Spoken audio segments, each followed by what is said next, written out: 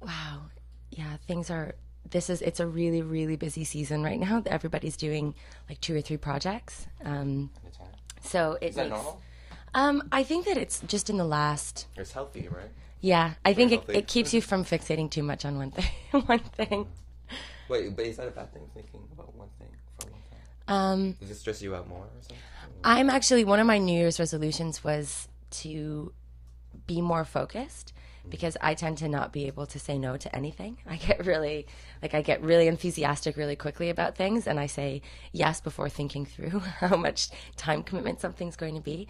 And then I find myself in these situations where I have zero free time and I'm not enjoying the things I'm doing because I'm trying to do too much. So during Hamlet, I've tried to say no to pretty much every other like major project that's come my way, just so that I can stay focused on it because it's a really big script. Yeah, exactly. You have to live the lives of like several characters, during that course of that time. 'Cause Yeah. you have to get in character and everything too. And... Yeah, it's very like because I come from an acting background, and this is only the second full length play that I've ever directed. It's I think it makes it easy for me to communicate with my actors because we speak the same language. So because I've been on their side of things for such a long time, for like most of my artistic career has been on, where they are, I find that the transition for me into directing has been pretty natural because... It's based on that experience and you're working with and for the... Yeah, and I think about, the things that really helped me as an actor, like the way that a director would talk to me or help lead me, and it's just so interesting watching the actors, like what they respond to, because every actor is different. Some actors really love to be pushed like really hard, and they I don't want to say abuse, but they like abuse. yeah, I mean they like But like it's imaginary abuse. yes, right? it's like they like to be pushed out of their comfort zone. So they want a director who's very demanding. So they'll maybe do a scene and they like a director that pushes them like, go further, do more, give me something bigger, give me something more exciting, more, higher stakes. And then there are other actors who are very sensitive, and if you take that route with them, then they just shut down and they don't, you don't get the best work out of them. So the process it's very much figuring out All types of people. yeah, understanding Their what, wants and needs. yeah, that's exactly it. And how to let their best work shine, because That's crazy because that kind of a director is like the manager of people's emotions. You're like, hey, you relax, calm down, okay, pick it up over here, do what you got to do and stuff. it is. I mean, the acting trade, there's a reason actors are definitely interesting people, because and you can like clearly identify them as separate groups of cultured or I would say that's people from different sides of the world. They're a different part of the fungus growing on this one side of the land. Yes. Is that a quote from this? Actors are fungus? Is that... Can that be our quote of the day? Yeah, I had a line about that once. I wrote this short story when I was in college, and it was called Moonlight Sonata, and it was basically a story about a high school shooting, right? And I'm not violent at all. I rarely fight. If I do, it's maybe at the gym, doing some Right. type of MMA or something, man-on-man action. And basically, I wrote this story, and then my teacher, he was like, hey, I have to talk to the director of board about this, right? Oh, no. I'm like, why? And then I was so naive. I was just like, yeah, because you're talking about high school shooting. You can't really do that, right? And I was like, Right. oh, I see. Okay. I don't even know where that was going, really. But in terms of everyone over there, that's pretty interesting. They're very dynamic. Like they are the fungus. Yes. So basically, there are those group of people. We're all kind of like fungus. Some of us are. Yeah, it just takes different stimulus to make us grow. Yeah. Yeah, I think because actors trade in, like the basics of humanity. Like every artist, every type of artist has their like toolkit, right? So a visual artist has their ability to understand color and line and shape and to see things differently than the average person sees them.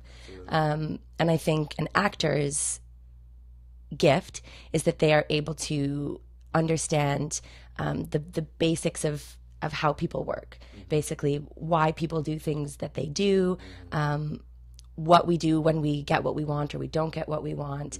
So, I mean, an actor's job is to basically be constantly manipulating their own self to give a desired reaction for a part. So it's, I mean, desired reaction. Yeah, I think like a reaction you actually desire to have. Yeah. In order to achieve the effect of. Yeah, absolutely. And it's not, and it isn't always pretty, you know, like great. It's really hard for people to really do that too. To make an actual, you know, honest reaction that you need. Yeah, I think, I mean, there's like the modern school of thought about acting is basically that you're never supposed to be just emoting. It's not about like going on stage and, okay, now I'm sad, now I'm happy. It's really about understanding the goals of your character. So understanding, like looking at a scene and saying, okay, this person wants something. And it, just like in real life, you know, we are want-driven creatures. Everything we do is because we want something. You know, I get up in the morning, I go to the fridge because I want to eat something. Or I treat someone a certain way because I want this from them or I want that from them. Right. And a lot of the time in life, it's not conscious decisions. Like we go about the things that we do, not even really aware of how much our desires are driving our choices. But as an actor, you have to look at a script and understand your character, like every moment. What do they want? Why are they doing what they're doing?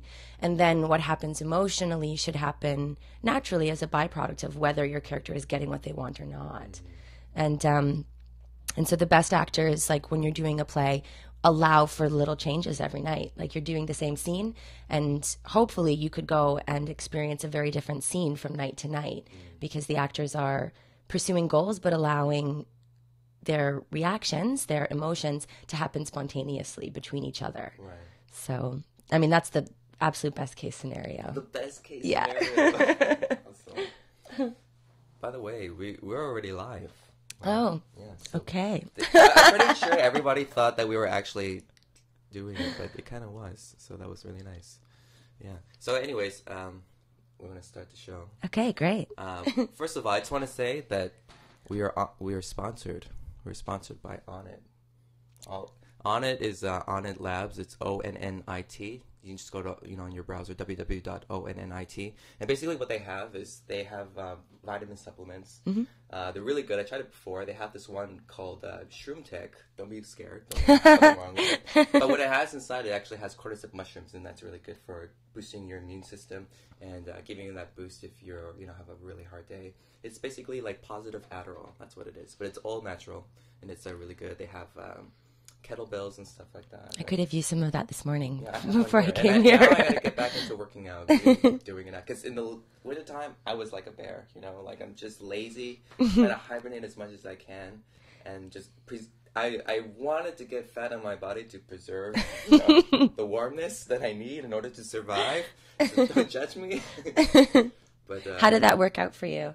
I'm not sure that plan has... I didn't work it out. Yeah. I need to work out. So that's the thing. Yeah, but yeah, so that's something really... But I do have a kettlebell that works sometimes. That's all you need sometimes, especially in Korea when you have a really small space. Yeah. Kettlebell, you don't need to swing that shit around so crazy. It's basically like a cannonball. How much does it weigh?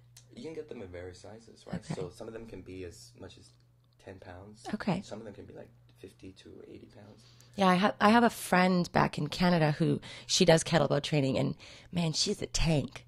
Like she posts these photos on Facebook. Sarah Claire, if you're watching, shout out to Sarah Claire. Yeah, she posts these photos of her like posting on one arm on like a park bench, and her legs are like extended up in the air. Like she's unbelievably strong, and I think that's her primary training is with kettlebells. So. Yeah, I guess they work. Really, that's all you need, because basically it's so great. Like it works your entire core body, you know, and it makes you do movements that are slightly more, you know, flexible. That you know, all those muscles and the submuscles that you have inside your body, like those are the things you always need to work out too. And all this stuff I never knew, I never understood at all. And it wasn't until later, like getting into drawing, that through anatomy, I had to learn all these different things. Yeah, that's interesting how often information can come in a roundabout way. Right, yeah. Yeah. It's only okay today. Anyways, yeah, so onnit.com, check it out. Also, we are setting up a website now. It's called artistjourney.org. It's still in the works, but you can feel free to check it out. See how it's doing. Anyways, yeah, let's start the show. Okay.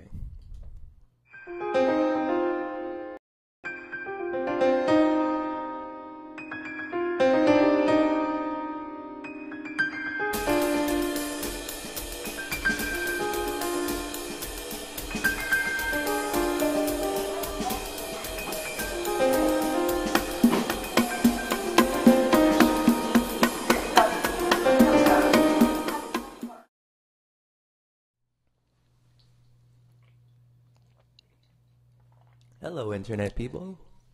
Oh, that's much better.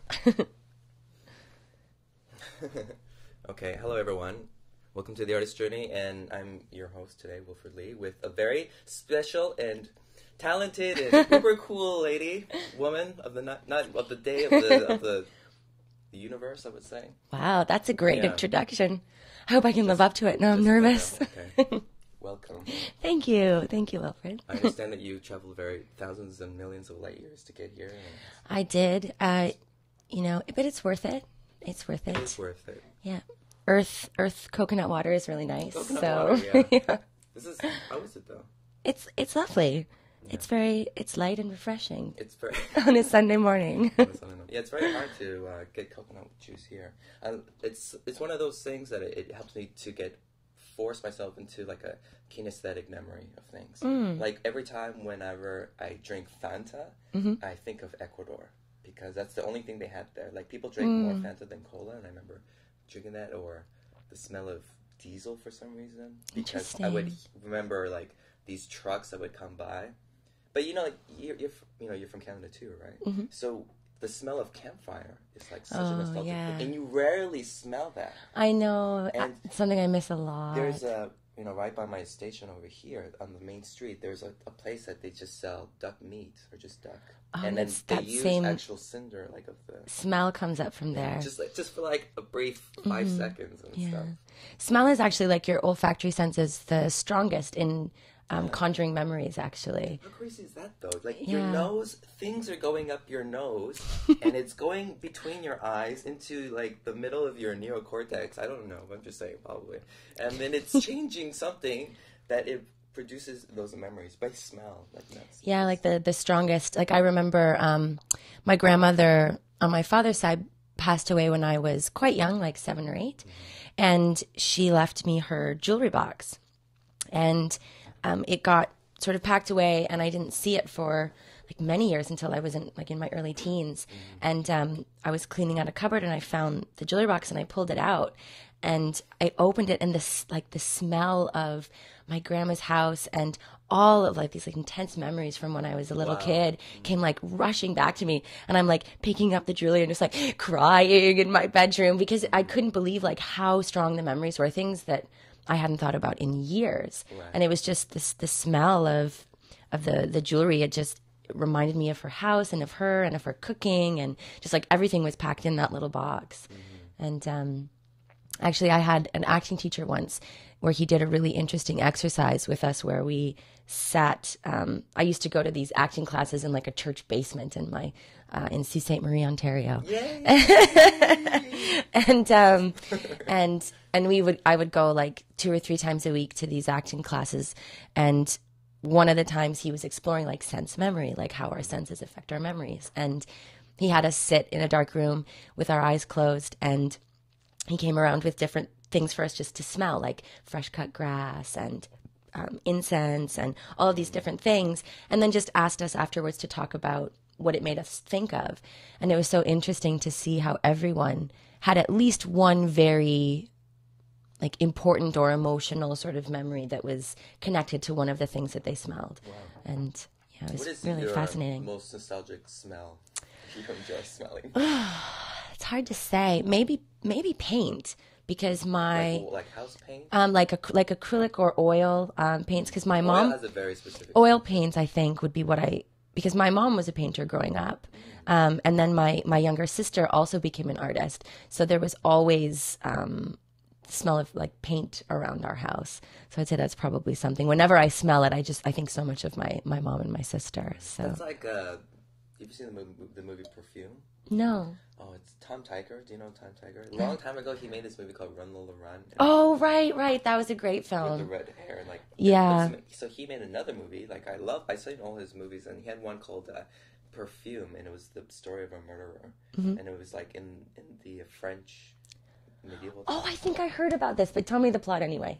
I won't tell you everything, but basically, you know, he was just his mom was like a fish lady working in the fish market, and then just suddenly like on the dirtiest, filthiest place in all of France, you know, she gave birth to him just like underneath the cart, and then since the day he was born, he had this really intense sensitivity to just smell, and then as he grew, like he can just sense directions and the whole area around him just by smell. And later on, when he became older, became like a slave, and then he went into town and he started smelling all these amazing things, because during that whole time he had no judgment over smell at all. He just wanted to collect all the smells in the world. That was like his huge addiction. But he hadn't categorized them as good or bad, like in his mind? Yeah, there was no judgment. So he'd see maggots or shit or something like that, and he'd just smell, and he's just like, smell. He'd be like, smell. He's like, smell this microphone. It's like, everything smells. What's the language of the film? Was it in English? In English, okay. Yeah. Dustin Hoffman's in it too. I'm just like, Dustin Hoffman. Yeah, anyways, that's the whole idea with the sense of memory. And you're basically really good at probably just bringing those senses and memories, you know, and kind of translating it into a new idea or perspective. So when you do that, sometimes you have to kind of force yourself or physically get yourself into like intense, you know, feeling if you need an intense role or something. So yeah, I mean, there's so many different, when it comes to, you know, acting, there's so many different schools of thought on what is the best way to be an actor, or the best philosophy, the best method. But I find that I've studied a lot of different methods, and I take things that I like from everything. That's like Jeet Kune Do. Yeah, exactly. I actually just that's Bruce Lee, right? Yeah. I just watched a Bruce Lee documentary about 4 or 5 days ago. My husband was a huge Bruce Lee fan growing up, like watched all the movies and read about it, and like just absolutely loved it. So he's been introducing me more and more into the lore of Bruce Lee, and but yeah, very, very good philosophy to take the best of everything. Right. I think that you can lose so much potential if you try to stick too rigidly to one school of thought or another, especially in artistic disciplines. You know, if you just choose to do this philosophy or just choose to follow this path, I think you're cutting yourself off from, you know, discovering better ways to create things. Right. So yeah, but like sense memory, that comes from like the method, which is Stanislavski, and he was sort of the father of modern realism, like in terms of acting. Modern realism. So very, very real performances on stage, wanting everybody to have as real to life reactions as possible. And so he believed in using things like sense memory and creating a character very, very detailed, like understanding every little bit of history and past, and, you know, knowing what your character got for their 7th birthday, you know, like really detailed character analysis stuff. And there's a lot of people nowadays that don't prescribe to those ideas anymore. But I do think there's a lot of merit in what he did. And when I was a younger actor, I studied almost exclusively Stanislavski stuff when I was a kid, like between the ages of about 13 to 15, 16. My teacher was really big into Stanislavski stuff, so I did tons of that stuff. But then when I went to university, my professors all went, no, it's Stanislavski, it's not the way. Like, that's not the way, this is the way. And so you're like, this is me, man. and honestly, I mean, I came. It's so weird to judge that as well. It's like, is it very judgeable in certain cases, or is it very objective? I mean, I think it is objective. It's honestly what I've come to at this point in my like experience of theater and of acting is that it really is. It's so personal, like what works for you. And that's why you have to make your own nest in a way. Absolutely. And you get a nice patchwork quilt of all the little tools that work for you as an actor and as an artist. Yeah. And you can pull from all sorts of different things. But it took me a while to get there for sure, because coming out of theater school, you're just can I swear? Is that? Fuck yeah! Can I swear? Oh my god! I'm like, I forgot to say this is all rated R in terms of language.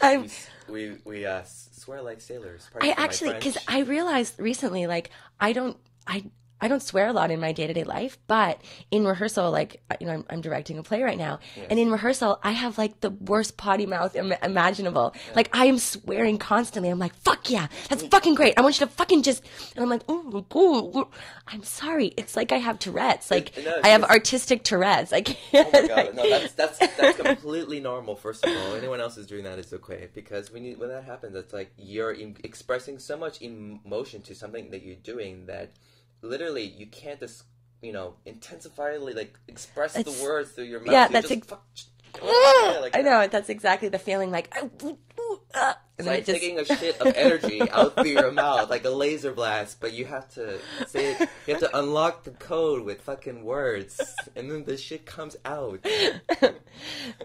Yes, okay, good. Now I feel very relaxed now. Yeah, so. That was catharsis. That was great. But what was I saying? Oh yeah, so when when I left theater school, I was just a clusterfuck. That's the word I was asking permission to say. Yeah. It was just such a muddle of different theories and ideas that it took me a good couple of years to feel like I even wanted to act again when I left theater school, because I felt so overwhelmed by theory, and I'd sit down with a script or go to an audition, and I'd be like paralyzed with feeling like I'm not doing all the techniques properly, and it's like I haven't done this right or I haven't done that right. And it took a while to let the training sink in, and you go, oh, okay, I just have to make it a part of what I do. And the stuff that doesn't work for me, I'm just going to chuck it, and I don't have to worry about it. And the things that do work, I'm going to focus on those things and allow them to help me, and maybe seek out new ways of creating and new ways of doing things. Like I would never say, I'm grateful for my training. I loved being in school. It was so fun being around people that are, kind of the same as you, like realizing that there are other drama geeks in the world, and actually at theater school you're cool instead of being like a nerd. If you're one in a million, then that means there's at least 10,000 other people just like you. Yeah, exactly. So you'll find them, right? It was finally getting to theater school, I was like, oh, my people. I found my people. Like exercise, we're going to do a group hug. Right? Yeah, I know. Like, yay! Like, yay! It's so great. Yeah. That's great, because when you're with people who really just want to let go as well, yeah, it really does change. Yeah, absolutely. Those are your best years, right? Yeah, they were great. It was very freeing, I think. Mm-hmm. I was lucky enough that growing up, I always had theater in my life, and that was totally because my parents were awesome and sacrificed so much time to make sure that I could do theater. That's cool. Like they would drive me, like when I was younger, I used to think I just wanted to do music theater. So I started off doing musicals when I was about like 10. Mm-hmm. And there was a company that was like an hour and a half drive away from An hour and a half? Yeah, away from my hometown. And so my mom would like work all day, get off work, drive me to rehearsal, sit in rehearsal for 3 hours while I rehearsed, and then drive home. And that would happen like 4 or 5 nights a week. And so I can't even, like, that's why I'm not ready to have kids, because I'm like, that is what it takes to be a parent, like that commitment to your kids. And I would have been miserable, because I knew at a really young age I wanted to be in theater. And there just wasn't any around in my small town at that time. Mm-hmm. And then I got lucky, because as I started to grow up, a man who was working down in Toronto, he moved back home up to the Sioux, and he started a children's like training company. It was called Sioux Youth Theater Academy, and that happened at just like the right time for me. And I was able to start taking classes with him and doing shows, and we used to go and do. Like it's so funny, because this is probably like every other teenager's like nightmare, but I used to go up to a camp in the middle of an island in northern Ontario and just do Shakespeare for like a month. Like we would go and it was Oh like, yeah, I heard about that. Like Shakespeare. yeah, it was amazing. Like we go, there's a camp out in the middle of cow fields, and we had teachers from all over the world come and teach us all kinds of different theatrical disciplines. I learned archery and fencing, and sounds like the Hunger Games. And at the end, only one survived. It was me. Yeah, that's awesome. Yeah, I had to kill a lot of people. As you should in Canada, because it's so cold out. We have to make our own igloos. People don't understand. Yeah, I had to eat all of the other campers to stay alive. So my goodness, yeah. I have no regrets. No regrets. Yellow, yeah. Oh my goodness. Yeah, so that was such a great time. Like definitely, it's really interesting to have that kind of opportunity come at the right time. You know, and especially what was the population of where you grew up? Was it like a small place or a big place? Pretty small. Like, I actually lived, I was born in Canada, but then I grew up on the Michigan side of the border. So Sault Ste. Marie, Michigan is 15,000. Sault Ste. Marie, Ontario is 80,000. Right.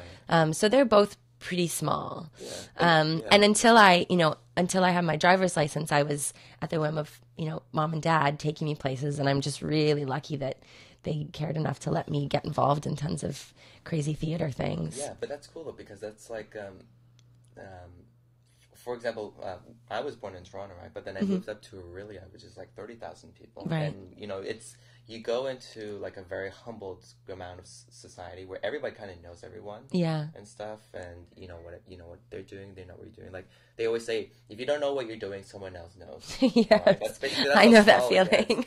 But, that's also kind of what it's like in the Korean expat community, too. Oh, absolutely. Because we live in Korea where it's, at least on the south, it's 40 to 50 million, right? And, at least the amount of the foreigners is maybe around the population of a small city. Yeah, and I think especially the artistic community.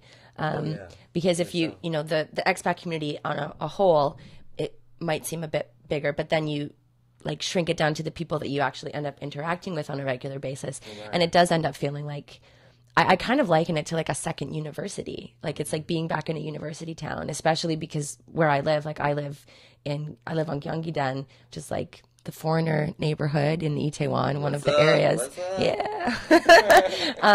And so it's I can't, sometimes if I'm running late, I'm I don't know what I'm going to do, because I know that I can't walk from A to B without seeing 7 or 8 people that I know. So I'm if I'm running late, I'm oh no, I'm going to have to stop and talk to a bunch of people. So, but it's nice because, high fives as you go. Yeah, I'm okay, gotta go. I'm running late. But it's nice because it has made Korea seem so much homier. And that's why it makes it kind of hard to go away sometimes for many people. Right? Yeah. Because you can make yourself really cozy. That's definitely, I've been having a lot of conversations with people about this very idea, about how it's so easy to become very comfortable here. Right. And very cozy, because it's a very supportive group of people, and everyone's so game to just do things.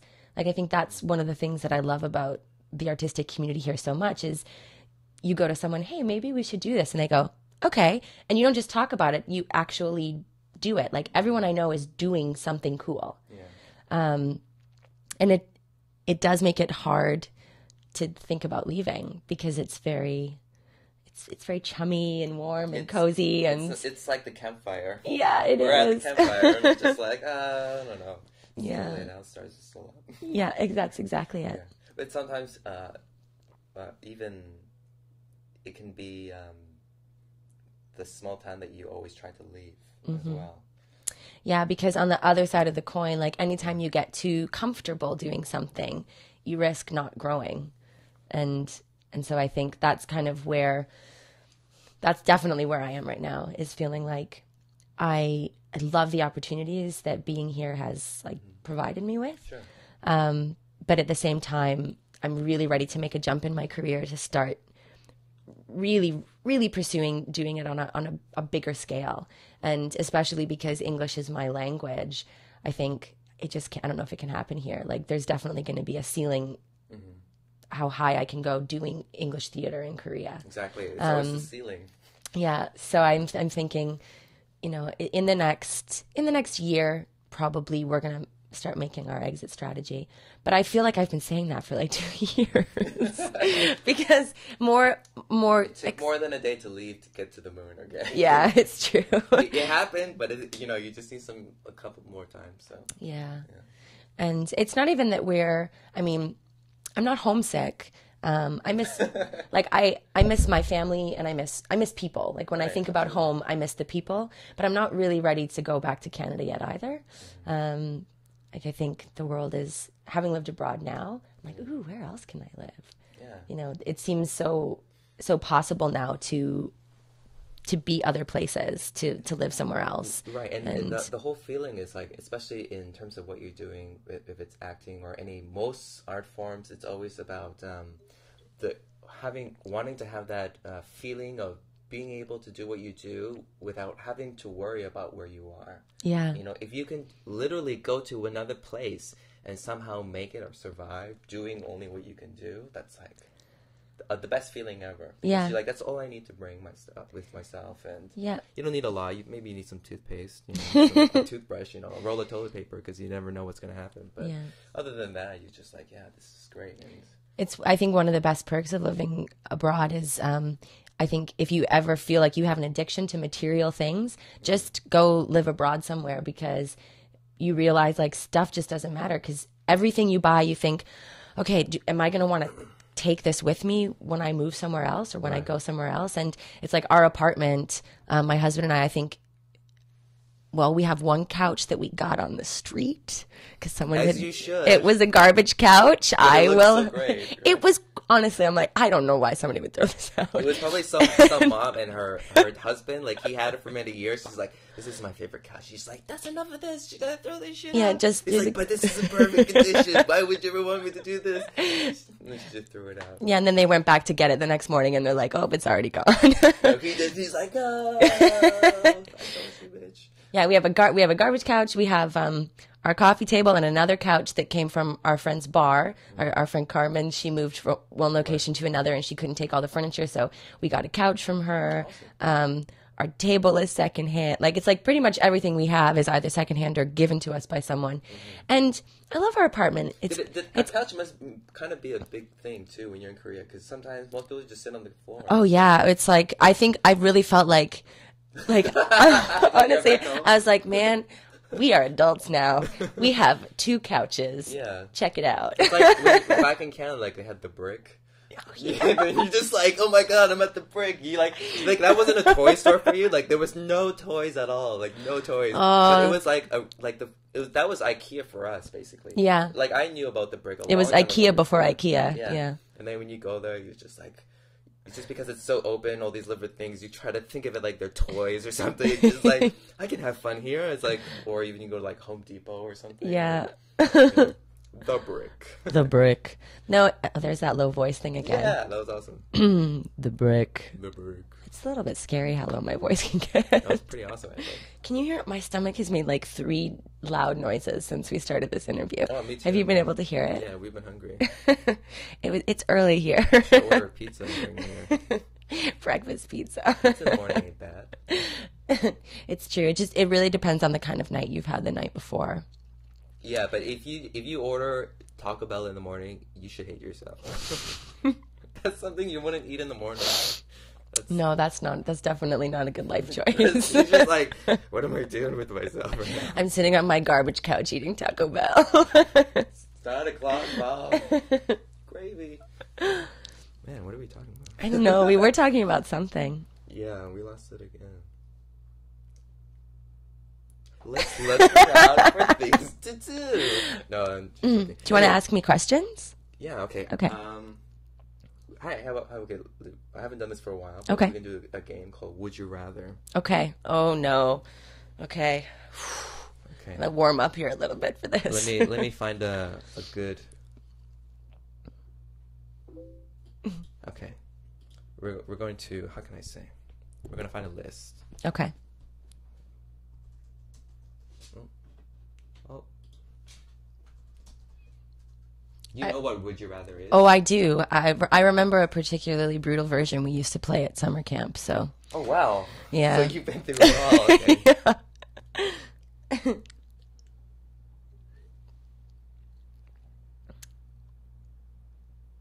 Okay, how about this one? Okay. Would you rather get a dream vacation for 2 weeks, or would you rather spend 5 days with anyone in the world, but you must stay in your hometown? Dream vacation for 2 weeks, I think. I mean, there's. That was easy. I don't think there's anyone in the world that I'm like dying to hang out with. Like I like the people in my life. They're pretty great. Okay. Also, but Mm-hmm. you have to ask me questions regarding this question because Okay. because there's additional content that you Oh. might not know about these questions. Oh dear. So Okay. they're not just clean cut like this. Okay. So I need to find out the dirt. Yeah. Okay. The true nature of it. Okay. So so on my dream vacation Yes. for 2 weeks, am I alone or do I get to bring someone with me? Oh, that's a great question. Actually, you're not alone. What happens is that you're given a small furry animal, and it has really long pointed ears. And Mm-hmm. basically, you can feed it, but not after midnight, and you can't get it wet. And no sunlight at all. Okay. Okay. That's a lot of responsibility. Goddamn right. Okay, and this person that I get to spend time with, if I chose the other option Right. of spending 5 days with anyone in the world, are they guaranteed to find me charming and likable? Oh, absolutely. That's not a problem at all. The thing is, it might be a bit of a problem for you when you go out there, because you never know what they're gonna do. They're dangerous? They have unnatural tendencies to be violent with other people because Oh, they're dear. super jealous. Okay, super jealous or gremlins. Super jealous gremlins, yeah. I'm still gonna choose the vacation with the gremlins. All I right. think I could subdue a gremlin for 2 weeks. I would just, yeah, I would go somewhere really chill so I could keep him really calm. Okay. And Well, is that your final answer then? yeah, that's my final answer. I take a vacation with gremlins. Okay. Well, I'm sorry to tell you, but that was the wrong answer. Oh, no. What happens if you take a dream vacation with the gremlins? You actually go to a nice calming area like the beach, but there's a huge tsunami. And then the tsunami goes over all of them, and they all get multiplies, wet. Oh, and my they all God. eat, and then you're made a whole entire island of fucking gremlins. And then they're like, "Who brought the gizmo thing?" And then you're like, "It was me. I'm sorry. I just wanted to have a vacation for 2 weeks. Look what I did. I got gizmos and gremlins all over." That was But the wrong answer. on the plus side, Yeah. you do make your whole entire life inspires the Gremlins 3, the tsunami version. Public at large, Yeah. you're welcome. They're just like, well, how are we gonna bring back Gremlins? Like, we need a tsunami. You've all been longing for that film. Yeah. So if anything, that might be a good career choice. Just doing that. Can I also star in the film? Yeah, absolutely. Can I play myself? But Or actually- do I get to play one of the gremlins? No, well, you can get yourself wet, and maybe that can multiply you as another person as well. So you're like a human gremlin. So clones of myself. Clones of yourself. Okay. Clones of myself. Oh, that would be a great acting challenge. I would have to play myself and also clones of myself. So deep. So deep. That's so Christopher Nolan wanted to do that, right? That would be the worst movie ever. You're like, you meet him one day, Christopher, I just want to let you know I have a story that I wanted to talk to you about. Just like 2 minutes.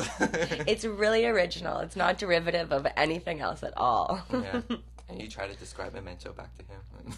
Just like, yeah. Okay, well, that was good. Okay, would you rather? So See, the way that we used to play Would You Rather, it was always like gross stuff. Like we would always play goodness. Okay. it would always be like, okay, would you rather eat a pound of your own hair or like swim through a swimming pool of raw sewage, like from one end to the other? You'd have to decide like which gross thing you would do. That's the Would You Rather that we always used to play at camp. Why would you ever do that? I don't know, because theater people are so weird. That's good. So what would you rather do then? Like eat a bowl of hair or go through sewage? See, I made up the question and I don't even want to have to answer it. I guess if I could have goggles. If I could have goggles, like you already know, it's like that's like the first thing you need. Like, hey, I just need goggles, okay? Just give me the goggles. No snorkeler, no wetsuit, just I feel goggles. because I feel like swimming through the raw sewage would be horribly disgusting, but it would be over more quickly. Like, I'm a good swimmer, so I'm a good swimmer. I can take it. I would just power through. You would just power through. Power through to the end. You know what you would get? You would get one of those slides. You remember back at home, like out in the summertime, and they're all wet. It's like the crocodile slide or something. Or like the slip and slide. Like the slip and slide, yes. Like you're like slip and slide. You make this one huge slip and slide in the sewer. You just like put your goggles on, ready, go. That's the second time slip and slides have come up for me in the last like week, which is really bizarre because they're not really something that you talk about a lot. I think we need to order a slip and slide and get it ready for summertime. We were talking about how they always look like so much fun, but they were always so painful because you'd never get like a nice flat piece of soft ground to put it on. It'd always be like on your bumpy front yard with like rocks and twigs and all these like things, and you'd go sliding down it and just be like, oh, ah, ooh, ooh, ooh. You'd like finish at the end and just be like, that was sort of fun, but also painful. Absolutely. Yeah. That's why I put pillows under mine, so it's nice and smart. soft. So when I'm there, it's so soft. It's like sliding through a dream. Where did all our pillows go? Oh, Wilfred slipping sliding again? Yeah, next time use the mattress. These pills is just too much. Can that be a verb? Slip and sliding? Oh, Wilfred slip and sliding. That's like when I'm really drunk. Like I'm on edge sheet, slip and sliding. Oh my god. How scary is that? You know. Very scary. Yeah. Very scary. I get terrified of that sometimes. That's why I kind of limit myself whenever I drink, because I don't want to have my own standard as high as a Korean ajushi. You know, like even though it kind of does feel like you mentioned before, like a university, town. Mm-hmm. I don't want to be in a frat like that. Drink and then you're like passed out in the subway or something like that. Yeah, public drunkenness. Like the normal tolerance is pretty astounding. Yeah, it's very. I remember the first time I went out drinking with Korean coworkers, and these are like tiny women, not huge men, but they were like, the way the soju was being thrown back, I could not believe it. Right. The worst hangover of my life. I woke up the next day and was like, I feel like I woke up dead. Like, I don't understand how I'm alive and can feel this bad. Like, it was just awful. I don't really touch soju very often.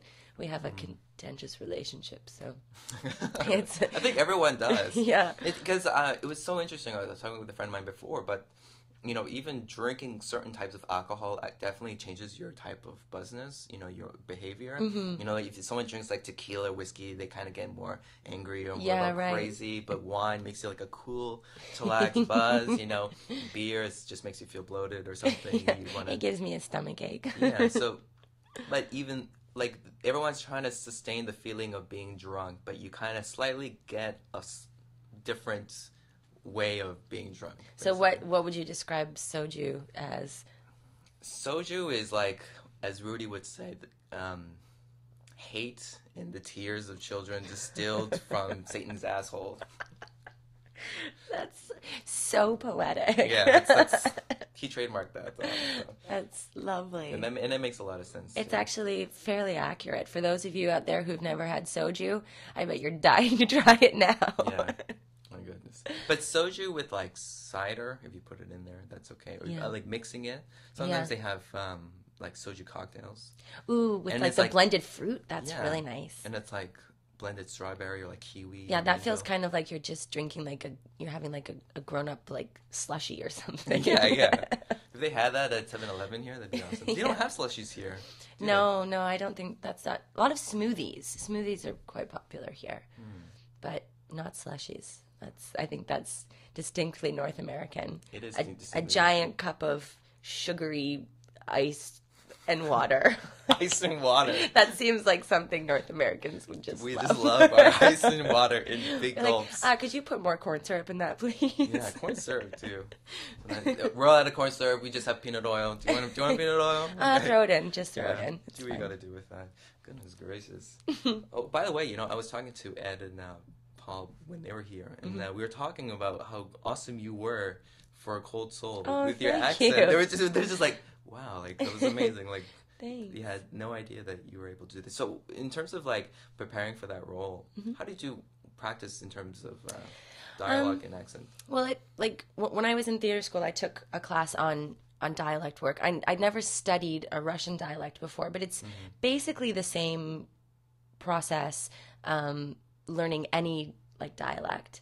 For me, what I have to do is I listen to it a lot, and I find they call it like a hook. Like you find hook sounds, sounds that easily carry you like the rest of your speech pattern into the dialect. So it would be like really understanding how all of the vowels work. That's really, really important. And once you understand the vowel sounds, usually those are like my hook into the dialect. If I can understand all of the vowel sounds and how they interact with the consonants, this is really exciting. I know. No, it is. It's very interesting. Yeah. It becomes really easy. What becomes your favorite accent? I mean, there are ones that are really easy for me, Sure. that I like to do. I think probably my favorite, which I've never gotten to do on stage, which is really sad, is like a Northern Irish, because I studied that at school, and I've always wished that I could use that one. I remember when I was in school, one of the things we had to do when we were learning dialects was, like, our teacher was like, go out to a bar and use it. Like, just use it all night and see if you can convince people You're allowed to that's be where crazy you're from. for one night. Yeah. And I remember ending up feeling so bad, because you'd meet people and have these conversations, and in the back of my mind the whole time I'm like, I am just lying to your face. I'm just lying to you. I'm lying this whole time. You're like, I'm Jenna, lying. let's go talk about the universe together. And then at the end of the night, I'd have to be like, Who is that lady? I'm like, I would always confess at the end of the night. They'd be like, oh, it was really great to meet you. Like, I hope you have a good time visiting Canada. And I'm like, listen, I'm really sorry, but I'm just an acting student, and I had to come out and practice my dialogue work, and I'm really sorry. And they would just be, like, their faces just be crushed. They'd be like, oh, yes, okay. All right. Like, they just didn't understand. I didn't even want to talk to you. I just wanted to practice my... I know. I'm like, I'm really sorry. I had to. That's yeah. awesome. But there are some dialects that I've tried to study that I can't quite get, because they're very subtle. Like South African is really difficult. Wow. Because it's a blend of so many different things that are happening. I mean, I think they're like 40 or some languages in South Africa that are spoken. So South Africans. There's like so many different and like little regional dialects, and it's just really subtle because it's similar to a British dialect. But Afrikaans comes from, is it from Dutch? Like, it's related to the Dutch language, I believe. And so there's also that influence in there. And so it's just it's a really interesting combination of sounds. Wow. And so my South African friends, like, I will try and like copy what they're saying, and they're just like, no, that sounds awful. Right. Don't do that. I'm like, okay. But you just want to use your Northern Irish accent first, and then... That's my favorite one. I wish. Scottish is really difficult too. Because you have to there's like, it's called guttural sounds, which is like the back of your throat, the like kind of sound. Really? Yeah, like even for like that kind of sound. Welcome everybody. It's so attractive. It is. And like it's the sexiest voice. You know what? You should go to the bar next time and use your baritone voice. Hi, nice to meet you. You know where the washroom is? I think. Come on in. Oh, is it? Okay, 1 sec. You can entertain everybody. Okay. A few seconds. Somebody's at the door. Yeah. I'm not sure who it is. It's not my house. Hi. Hi. Good. How are you? Allison just came. I like your jacket, Allison. Thank you. Very stylish. That's one thing Seoul has going for it. There's a plethora of opportunities to be stylish. Yes. But only for specific people. You can't. Not everyone. If you're too big, you can't. That is true. In one size does not fit all. No, it does not fit all. Yeah. I almost just reached that point. I was just like at the breaking point. The breaking point. Like, oh, my breaking point. My belly's going over my belt. What do I do? But what I find though is that not all Korean people are that same size. Like, I mean, generally, yes, but I see plenty of people that would definitely need some bigger clothes. Right. And I'm like, where do they shop? Like, this is their home, and they can't get clothes here. That must be make their own clothes. really difficult. There's clothes for everybody. That's why I get kind of worried when I get so fat again, when I'm up to the point where the only clothes I can wear is like hip hop clothes, because I don't look good in hip hop clothes. I tried it before, it didn't work. It didn't stick. And then there's gonna be one point in my life where I have to wear like triple XL, like hockey jerseys or something. And, I have a friend, and she grew up here, and like the biggest thing for her is shoes. Like, she can't get shoes that fit her because her feet are bigger than any of the Korean places carry. I'm really lucky because I got in right under the radar. I have like the biggest size that they sell in regular stores here.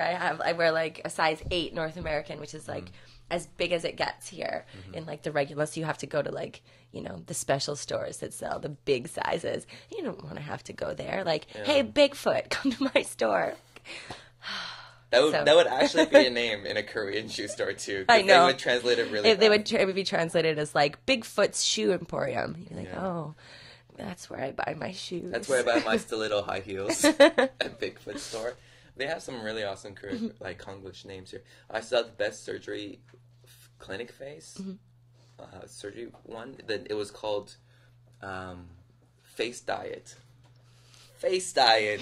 That's awesome. Oh, do you want to hear this is my Face Diet. It's fabulous. Yeah. Just for your face. You don't lose weight anywhere else. Just like, on your face. What you need is a diet on your face.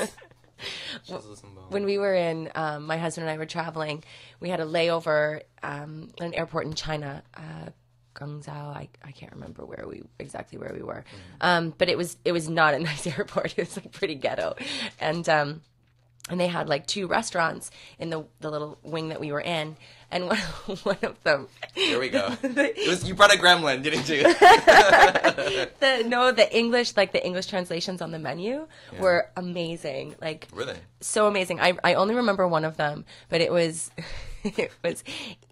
said, it had like the name in Chinese, then underneath it the translation said, Italy meat paste face. Paste face?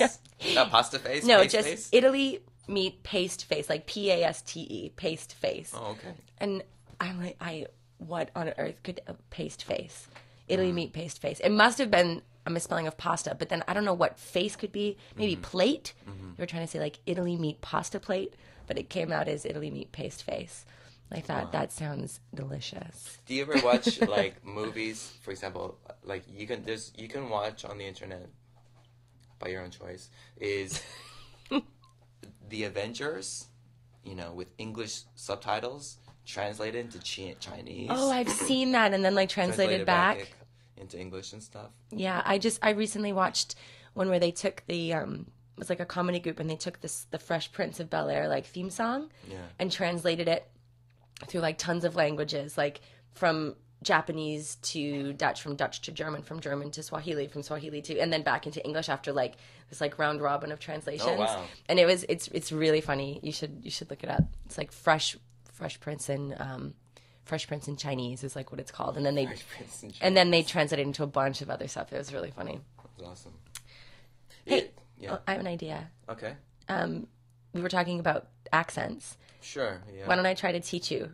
Okay. Some accent work. Yay! I want to learn an accent. Okay, so the first one that probably any acting student would start off with would be RP, which is called received pronunciation. Received pronunciation. Yeah, which is like basically posh English. Like ready to speak posh English. Upper class posh English. Okay. So we'll start with. So I was telling you about like keywords, like how to key. Like hook words, how to hook into a dialect. Okay. So we'll start with some of my hook words and see if you can get the sound. Okay. Let's see.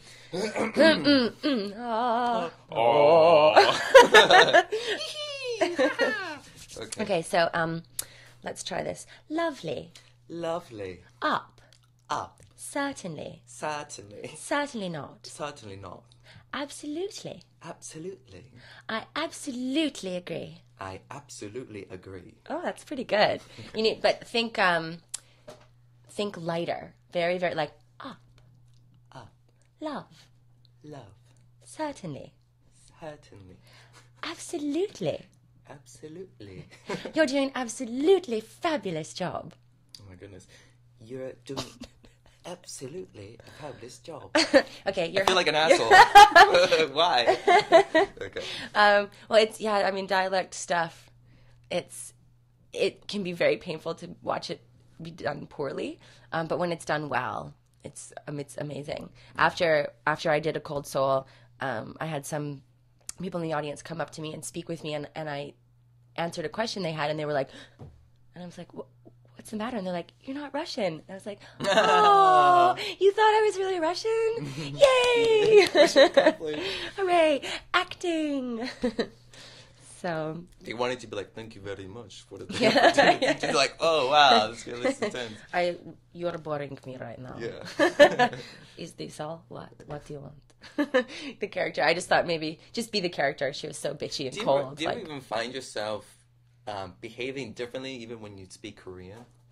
Or like, you know, like now, like I have to kind of talk because when I first learned, I learned by teaching English to kids, right? So, and I watched a lot of movies and stuff, and I basically started talking with the vocabulary of an 8-year-old, but I try to sound like a gangster, you know, just like yo,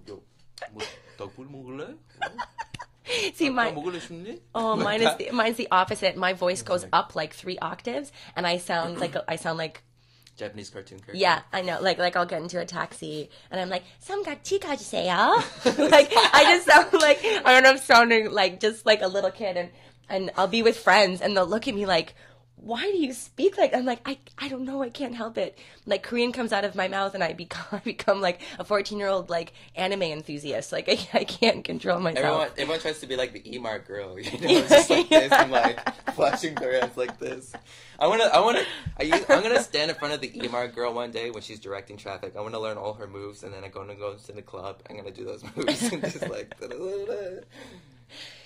You never know, though. You might get inducted into a secret society that way. Yeah. Because suddenly there's a girl across the room, and she looks back at you. You can start having a conversation with her. That'd be great to do in a club, anyways, with your friend. Just like that would make a great music video, actually. Like video somebody doing it like in a traffic circle and then in the club, and like how it transitions. Just exercising. For those of you that don't know, the what do Emart girls do? They direct traffic outside of. Well, their costume is really like they have what like heel bottoms. What is that called? It's like a huge go-go boots. Yeah, they wear like go-go boots and like little gloves. They look like Astro Boy. Yeah, kind of like futuristic flight attendants. Yes, like but they're on land. Yeah, they missed the flight to the moon or those, to Mars. Those boots do look like they could like take off any second. They're like jet boots. Yeah, like Astro Boys. I want jet boots. I want an Astro Boy costume. Yeah, but they definitely have that kind of look to them and stuff. And that's kind of like the Kmart of Korea. Yeah. Does Kmart exist anymore? Unfortunately, not. Are we like? That's like an extinct species now. I think it is. Kmart. I think Walmart just did them in. Yeah. What about Shoppers Drug Mart? Shoppers Drug Mart is still around. Is that only in Canada? I think so. So this is only two people out there. Are the 2 Canadians that are watching? Oh. They're like, Shoppers Drug Mart rules. Yeah, Shoppers Drug Mart. I'm sure if they made it in America, it'd be a completely different Shoppers Drug Mart. It'd be so different. But it's really hard here too because you know when you go in Korea, like there's only the drug stores, but when you go into the general store, sometimes you need to get like a Tylenol or something. And yeah, all of the it's just all of those little things that you have to get used to living somewhere abroad. And going home, then the things that you appreciate. I'm like, oh wow, I can go to the one store and just get everything that I need, and it's really easy. But I also love the fact that, like, in my neighborhood, I know, like, okay, I got to go to the little Tupperware stand next to the grocery store. Like, the lady there sells the kind of, like, double-sided tape I like. And then I go across the street and I get my, the fruit from, my oranges from the fruit guy who's got the fruit stand. And it kind of, it's nice to recognize, like, the things of your experience here that are different than they would be back home. Absolutely. Because it's really easy to let, like the day to day, we just get swept up in living here. And I'll have moments where I go, wow, I live in Korea. Like, I live on the other side of the planet where I was born and where I grew up. And it's good to have those moments where you just remember, like, it's cool. Mm-hmm. It's cool to live somewhere else and somewhere new and to see things that are different. And like just the other day walking down an alley, and a man's got his, like, the fish truck out, and all of the, like, amazing sea creatures that he's selling, just from the back of his truck. Like, when I first got here, I was like, oh, and now I'm just like trucking past, and I don't even think about it, right. Because it becomes commonplace. But it's good to keep that sense of, like, excitement about seeing things that you wouldn't see somewhere else. Mm-hmm. So I think that's also really interesting when people incorporate that into photography too. Like, if you come here for a while, like I used to do a lot of photography, but then, you kind of lose the perspective of originality, or, like, interesting things. Like, I've been to Ituan all the time. I don't know. What am I going to take pictures of? Yeah. But then you have, like, if someone comes here for a while and just taking pictures again, you're like, oh shit, like, it looks so much different now. Yeah, you see it through, like, new eyes when. Yeah, and I think it kind of goes back to what you were mentioning about before about getting over past the ceiling. Trying to keep finding ways to make yourself creative, which is, like, a really big thing and stuff. I'm trying, like, I have a plan. I have something I really want to make kind of like my artistic goal before I leave Korea, which is that I want to work in collaboration with a Korean theater company. And I was cast in a show in the fall, a Korean production of Richard III. But unfortunately, I was just overworked. I was doing too many projects at once, and I had to turn the role down because it would have been a big commitment of time. It was like rehearsing like 6 nights a week, and the pay was like non-existent. What? So imagine that. But I had to turn it down. But I've been in contact with that company and the people that I know there, some of my Korean friends that are performers, and talking about doing a possible joint production. My idea is I really want to do Romeo and Juliet in 2 languages. Okay. So we'd split the languages between the 2 houses. So, like, Romeo's family speaks Korean and Juliet's family speaks English. Oh, that's great. And then when the 2 lovers are together, they try to speak each other's languages. Mm-hmm. And so it would be okay if it was a bit broken and it wasn't perfect, it didn't make sense, because these 2 characters would be trying their best to communicate, even though they're using languages that aren't necessarily their own. And so I talked to them about possibly doing that, maybe rehearsing it over the late summer, early fall, and then doing like a late fall production of it.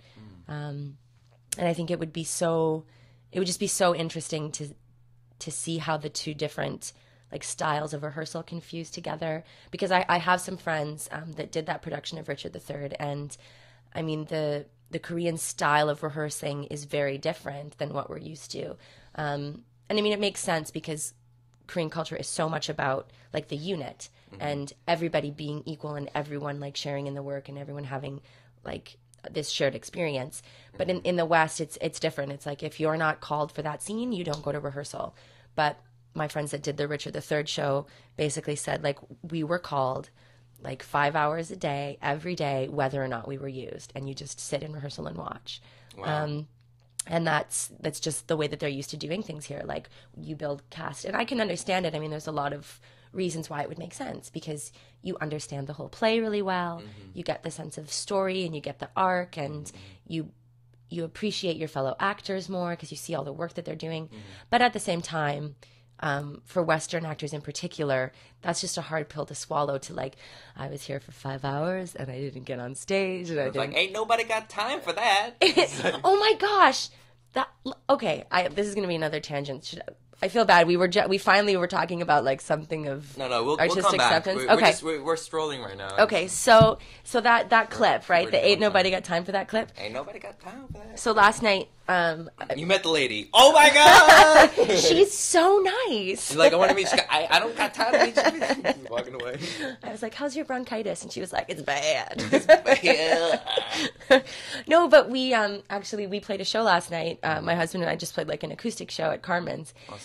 And we played this like Motown song, and then in the end of it we just jumped into that like the remixed version of that video. Oh, wow. Ain't nobody Okay. got time for that. Ain't nobody got time for that.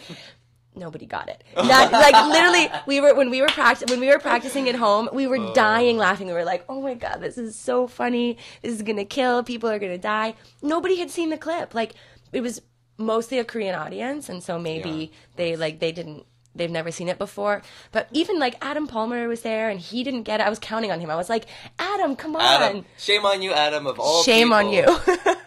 I was Mr. like, King of Filthy Gifts. I'm like, who does it? Like, it was so, and they were just like, wow, that's a great song. And we're like, it's not supposed to be great. It was supposed to be funny. So I just told the crowd, I was like, listen, go home and go home and YouTube this video. Then you will laugh. I'm like, retroactively, you will laugh at this joke. Eventually, you will find this funny. Not right now, but God. Yeah. So it was definitely a failed joke moment. Everybody, like, we finished and we were like, the audience was just like, yeah, marvelous. They're like, lovely song. I'm like, no, Tennis claps, everybody. That was funny, everyone. Haha, that was funny. Yeah, it's kind of give and take with showing a lot of internet meme stuff, you know, especially to Koreans, because my favorite song to sing in karaoke is "Dick in a Box." And I'm like, oh shit, there's "Dick in a Box" in here, and it sounds like a pure 1990s or 80s like R&B song, like Boyz II Men, like that kind of groove. And I'm like, it's gonna get you. And then all the girls are like, oh, that sounds like a great song. And like, then "Dick in the Box." I was like, what? Hanukkah. It's like going for the whole thing. Yeah, but what's your favorite song for Noraebang? Do you have a sheep album? Oh yeah, I have "Somebody to Love" by Queen. Oh yes, that's my go-to. As long as they've got that, I'm solid. That or I'll do a little Joan Jett. Always goes over well. Speaking of music, who is Bunny? That's really funny that you bring up Bunny. Bunny is my explain what Bunny is? Bunny is my iPod, and I sing in a band, and we tend to learn material really quickly, and I often don't have time to learn all of them. I don't got time to learn all I ain't got time for that. Every time we're gonna start saying, I just say, I don't have time. She can upsell. And I don't have time to learn all the lyrics, and so Bunny is my iPod, and she comes out to help me when I forget all of my words. That's awesome. So, yeah, I mean, and there are definitely some songs that I think I have never sang properly ever. Like there's one of the songs, like we're a party band, right? So we play like songs that people like to party to, like 80s and 90s. Which was great, by the way. I love that you guys had a great set list. Oh yeah, we jump around and scream and have a really good time. It's like the best music to drink to, basically. Yeah. It's like I call it like my artistic bubblegum, that band. It's like, it's bubblegum from my brain. Bubblegum from my brain. But we do Safety Dance, and I don't think I have ever sang that song properly, ever. Because the lyrics are so similar from verse to verse. Yeah. But the problem is that they're like backup vocals. So my poor like bandmates that are trying to like back me up, they just have to like watch my mouth because they never know like what verse I'm gonna start with or like what I'm gonna say. So I can tell they're just trying to watch, and I'm like trying to mime to them like, okay, I'm gonna sing the dance one now. Okay, now I'm gonna do the singing verse. Okay, now it's the part where he talks about the hats. Oh my God, that's like an Xbox game. That's like Just Dance.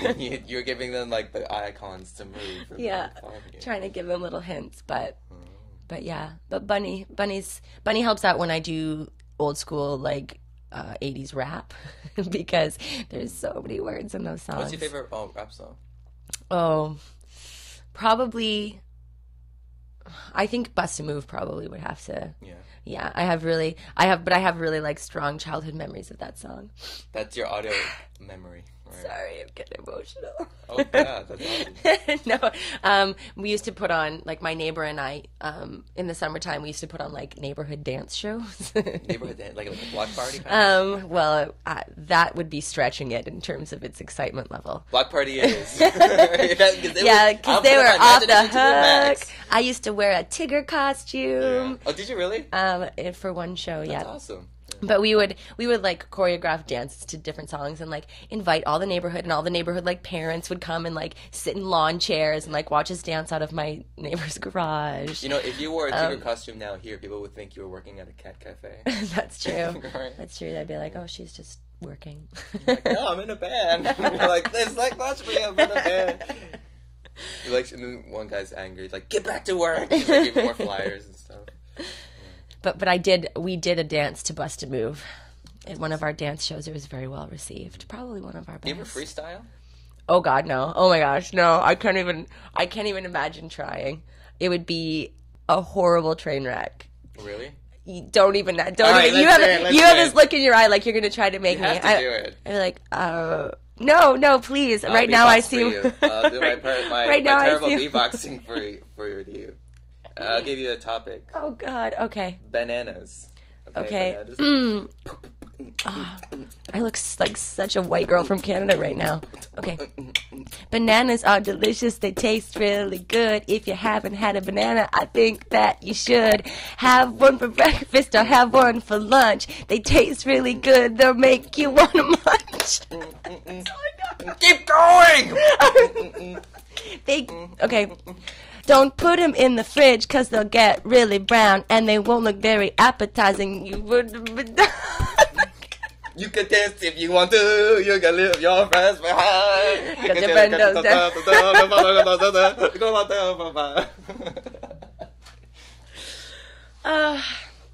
It's a good thing that I'm so good at that. What's wrong with us? Okay, can I ask you a question? Yeah, absolutely. So one of the things that you do is like stand-up comedy, right? Mm-hmm. How do you do that? It's like, to me, probably like as a performer, it's like the one thing, performance-wise, I have nothing inside of me says, "Oh, that looks like a good idea." Like that looks like fun. That's something I want to do. Like how is it that you came around to doing that, and what do you do in those moments when nobody laughs? Because it happens to every stand-up person I've ever seen has those moments where nobody laughs. Like what? How do you get? Like I would die. I don't know. I don't know what I would do. How do you get past that? How do I get past that? Yeah. Maybe it's just because I've done a lot of shitty things in my life. That's not so bad at all. And I'm like, well, I've done much worse, and I'm telling it to you. And that's probably the reason why you're not laughing at all. Because I just told you this terrible thing. And it's not funny, and everyone thinks like, wow, you're just an asshole. Like, you're just saying these things and stuff.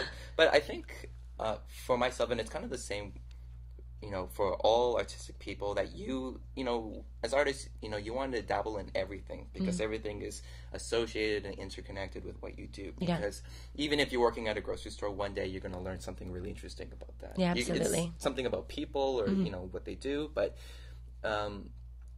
going into comedy, it's like a completely different facet of that. I never thought about doing something like that. Like I had a lot of writing.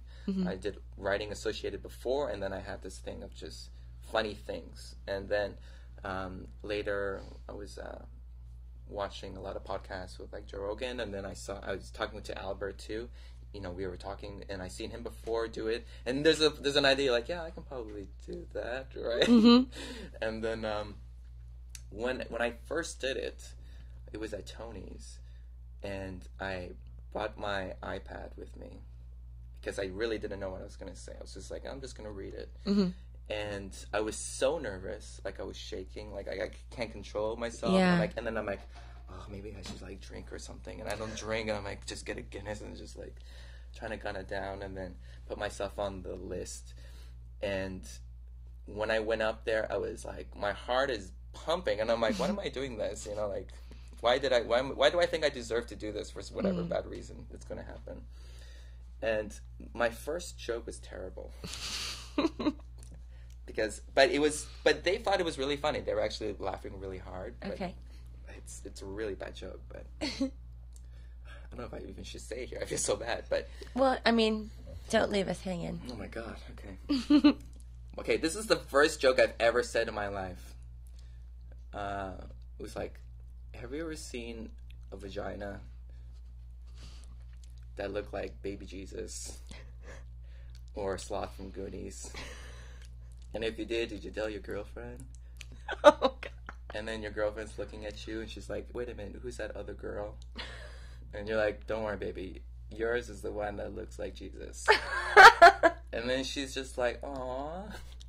And at this point, you're just like, "Yeah, you see, your vagina is a miracle. You know, like, how many times did you not get pregnant yet after we had sex so many times without a condom?" And then she said to me, "Actually, I am pregnant."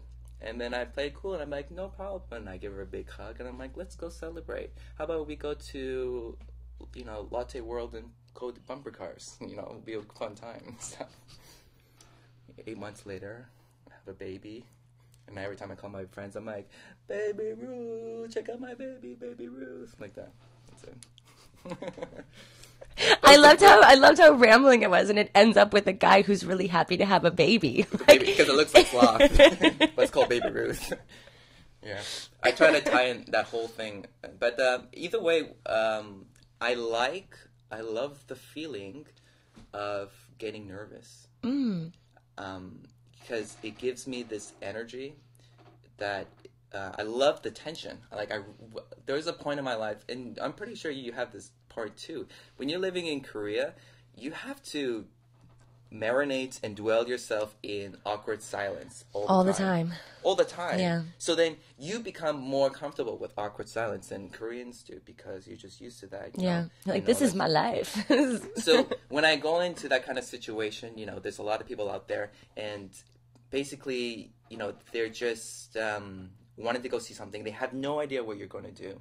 And then just by being really nervous and like being really quiet and stuff, people just kind of raises the tension, right? So then if you just like say hi and you're like really nervous, I just want to say some jokes today, and they're just like, "Oh my god, like he's gonna bomb," you know, like this is gonna be terrible, you know.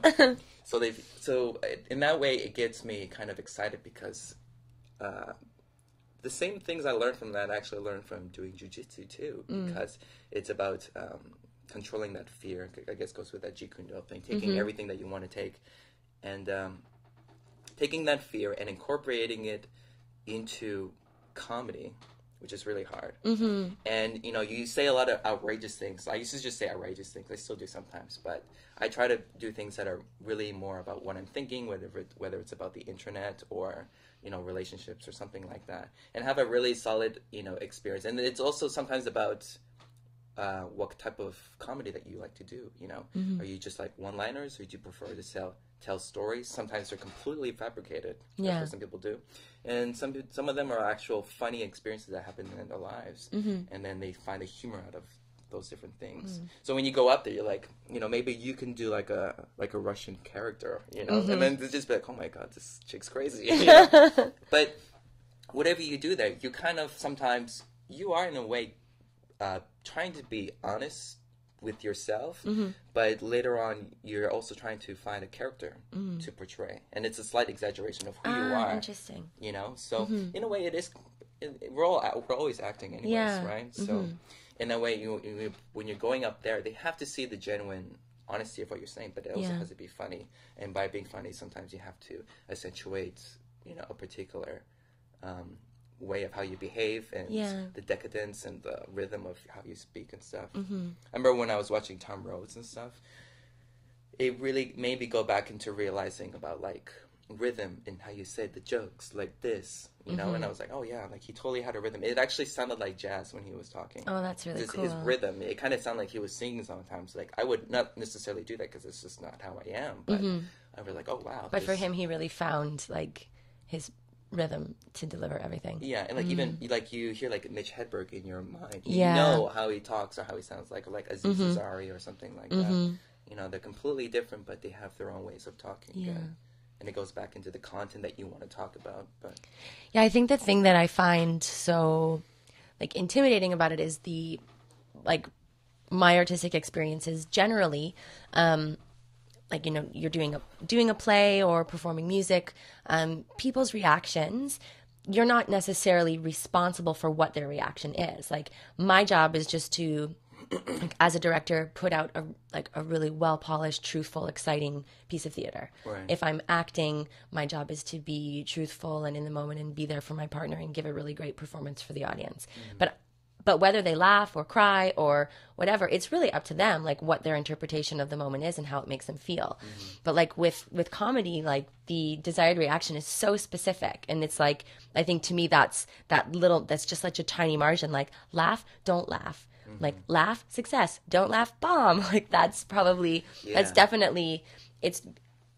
I just think it's so ballsy. Like anybody that gets up and does comedy, like you have to be seriously fearless to do it. And it's also like if you're lucky enough to always go to a new crowd, you're constantly introducing yourself first. Yeah. And they're immediately making a first impression of you, right? So once you say your first joke, you know, they're immediately already made an impression about you. Yeah, they're making judgments and like categorizing, so, like what kind of comedian is this guy. And then you kind of have like degrees of things that you want to say. Sometimes you want to say something kind of PG, and then you get really bad. I always experiment. I'd say my worst joke in the beginning and just to see to judge their comfort but it's level. Just like every group is completely different. Remember Yuki's back in the day? You know, there was a totally different community. There's like a lot more black guys in there and stuff. And you know, for them, I would find it very intimidating for me because I'm so white, I'm so Korean and stuff, and my jokes, I'm like, are these guys gonna like it or something, you know? And then if I was like talking like this, they would just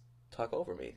It was like, why are you up there? Like you know, it's just like so awkward. So then I just have to be more open or more rambunctious and just like, hey, what's up, guys? What's doing? Blah blah blah blah. And then I would say the same things that I would say, but in a different energy, in a different mood. And sometimes that's the thing that you need, right? Because each crowd is different, and you actually, before you go up, you would actually look at the people around you, and you see what type of mood they're in, because you're not just necessarily saying things to them, you're having a conversation, right? It's action reaction constantly. Their humor, the laugh that they receive, is a conversation back to you, right? And if they're not laughing back at you, then that means you're just talking to yourself, right? So in those circumstances, you have to be, and it's really weird, you have to kind of concentrate on the group as well, like see what they're doing, because you're interacting with them, and then see what their feedback is, because it's like when you're talking about something and then you kind of see people are like zoning out in their mind, and you're like, oh, should I just keep talking what I'm saying, you know? But you're not even saying that, you're just saying that in your mind, and it gets in those kind of circumstances. But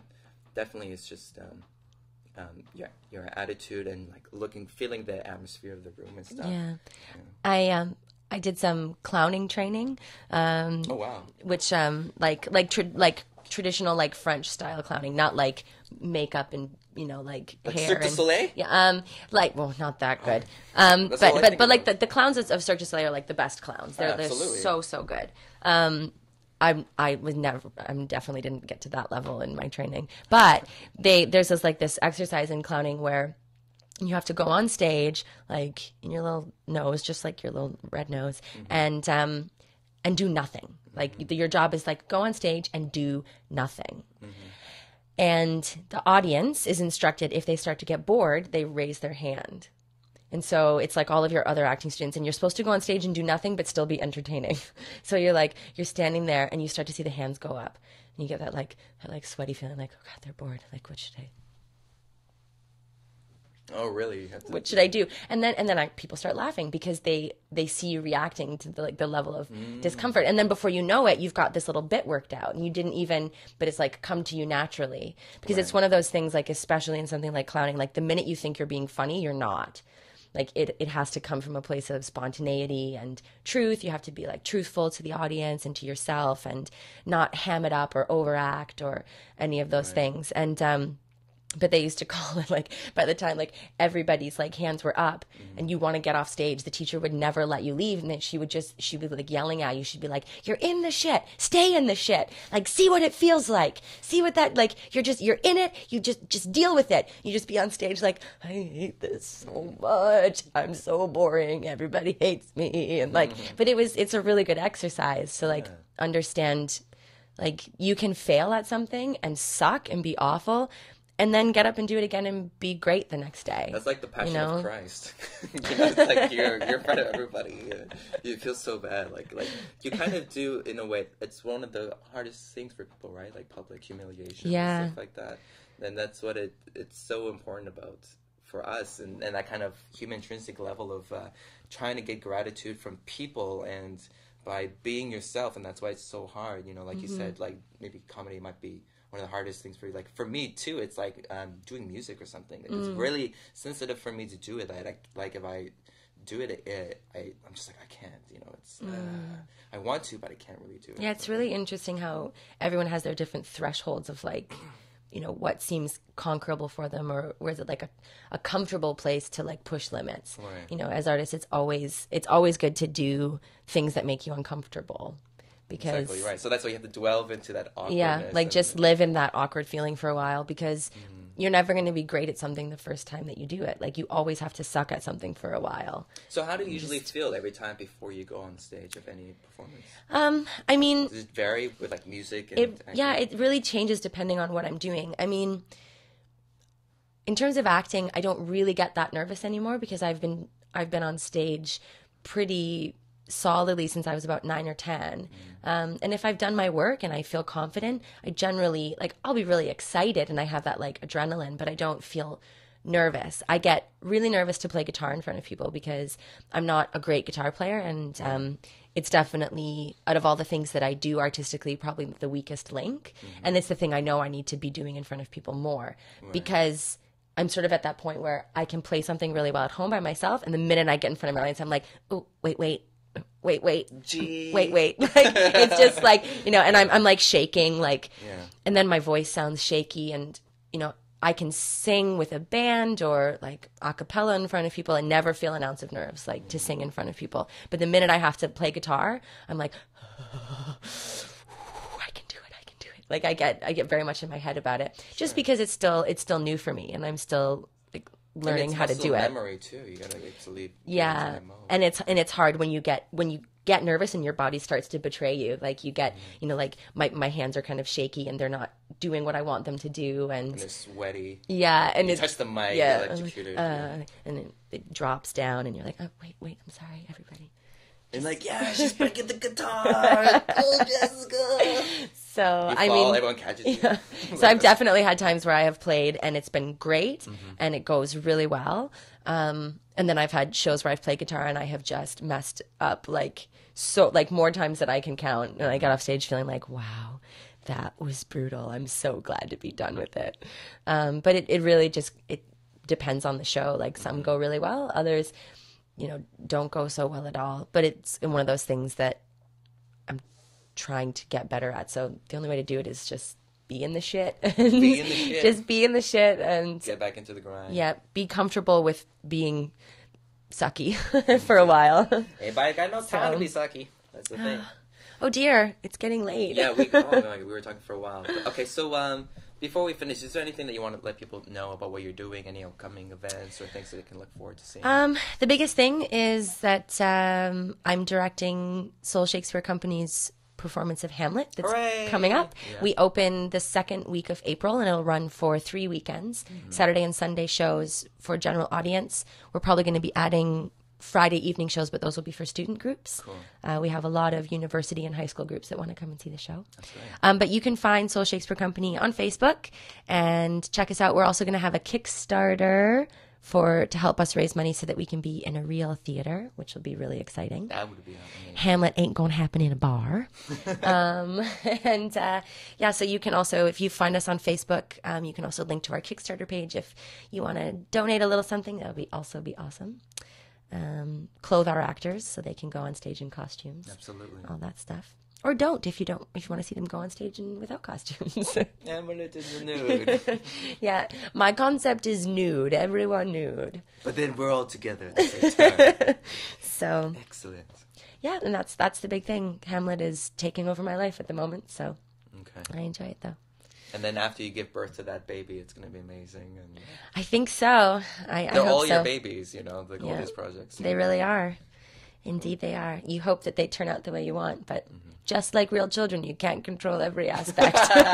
So there are some things you learn to make compromises. Life is a huge chaotic piece of soup. And that's how we like it. Yes. Yeah, so Jessica, thank you so much for coming. Thanks, Wilfred. It was I really fun. appreciate it. It was really fun. I had a good time. I'm glad you made me freestyle. That will clearly be the best part Yeah, of that's the going to whole be on the interview. internet forever. Once something's on the internet, it's Oh, always there. Mama's going to be proud. Banana. I challenge anyone else to make a better banana freestyle than Jessica. There's going to, it's literally within an hour, there will be, 87 responses that are better than mine. Okay, we'll see. We'll do competition. Anyways, yeah, so everyone just check us out on Facebook, facebook.com/myartistjourney. We have a lot of links and likes and memes and whatnot. And we also have the site coming up, artistjourney.org. And that's a bit about us today. Oh, also, today we're having open mic at Carmen's Bar. So anyone who wants to come out and check it out, please do. Anyone who wants to perform, you get some free drinks. Ooh la la. So come on out. It's going to be a good time. It's going to start at 6 o'clock until later on. And hopefully you can be there, or not. You can come to the next one. Okay, anyways. So that's enough from us from now. So thanks again for watching. We'll see you guys soon. Bye. Bye.